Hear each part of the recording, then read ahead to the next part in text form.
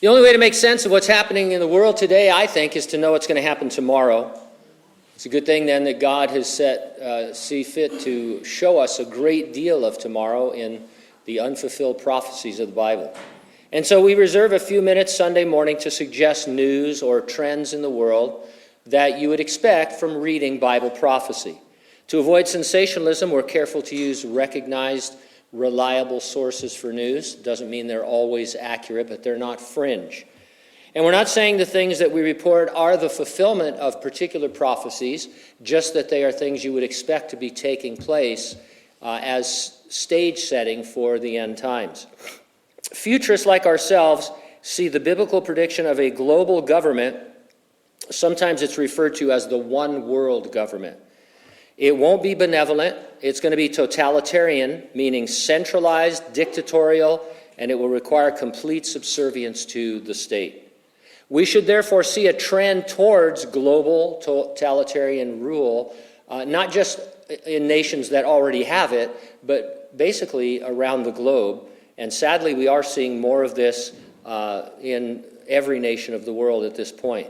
I watched a great segment uploaded to YouTube by Sky News in Australia titled, "Prepare for Climate Lockdowns." Here's some of the transcript. In Great Britain, the Oxford County Council are planning on embarking in 2024 on climate lockdowns. They started to spell out the details, and yes, it's all being done in the name of saving the planet from climate change. The Oxford County Council approved their plans to lock residents into one of 6 zones across the city. It is the latest stage in what they call the 15-minute city agenda. They explain how roadblocks will stop most motorists from driving through Oxford city center. The council will place electronic gates on the key roads in and out of the city, confining residents to their own neighborhoods. Motorists will be fined simply for leaving their neighborhood. Every resident will be required to register their car with the Oxford County Council, who will then monitor how many times they leave their district. People can drive freely around their own neighborhood, but must apply for a permit to drive through the filters into another neighborhood, which they can only apply for up to 100 days a year. The council will then track their movements via smart cameras positioned all around the city. If any of Oxford's 150,000 residents drives outside of their designated district more than 100 days in the year, he or she will be fined $150 per incident. What exactly is a 15-minute city? The term was coined in 2016 by Professor Carlos Marino, who was given a Nobel Award in 2021 for developing this idea that essentially would imprison each global citizen within 5 kilometers of their own home. Around here, that would be like Grangeville to Fargo and 10th to 11th. So those are the kinds of neighborhoods they're talking about. The 15-minute city is being eagerly embraced by the United Nations to tackle climate change, as well as by a host of city councils and local governments all around the world.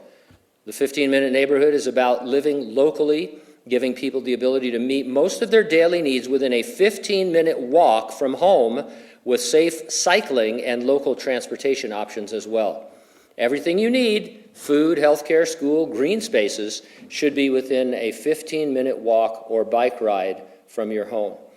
In the United States, Portland and Detroit and Seattle are looking to rebuild their cities into walkable, bikeable, socially connected communities. And so in Oxford, it could stop, they could change, they could outvote it, I guess, but this is what they're going to do. They're going to lock you in your neighborhood, and you'll be able to cruise your neighborhood, it seems like, so that's kind of cool.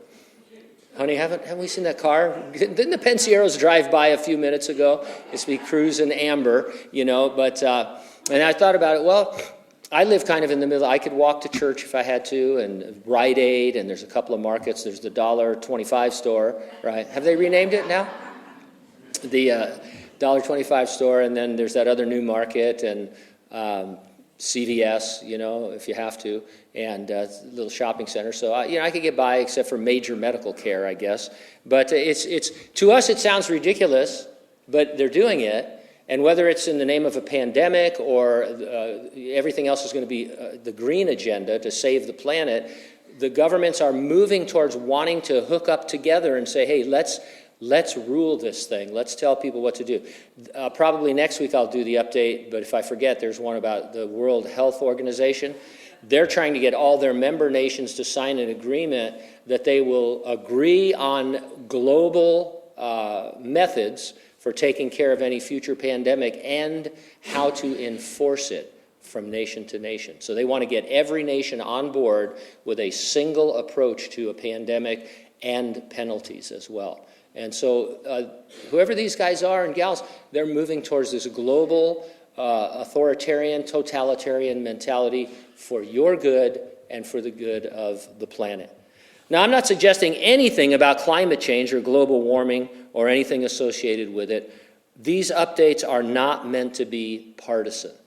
We're not getting into that part of it. Too often, people talk about prophecy and they end up talking about the political issues surrounding it. Those are important, sure, but I'm saying that the Bible predicts end times global totalitarian government, and it is here or happening everywhere you look in the news. And that should give us courage and strength because our God sees the future, knows the future, and has shared it with us. The big question is, since the next thing that could affect us is going to be the rapture of the church, are you ready for the rapture? If not, get ready and stay ready. Keep looking up. If you're ready or not, Jesus is coming.